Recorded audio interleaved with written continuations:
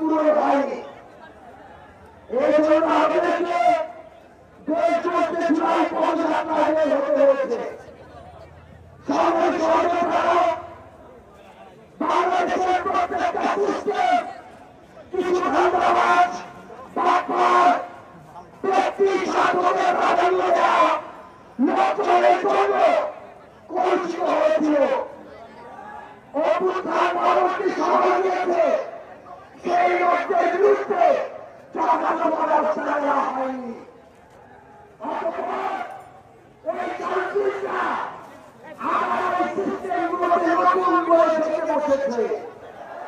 তারা আমার সাহস পেয়েছে আপনাদের ওই ভূমি অফিস থেকে শুরু করে সদর হাসপাতাল থেকে শুরু করে পুলিশের স্টেশন, সেখান থেকে শুরু করে সরকারি অফিস, প্রত্যেকটা জায়গায় কিছু কিছু এমন মানুষ রয়েছে যারা এখনো জনগণের সেবকরা হয়ে শোষক হয়ে উঠেছে।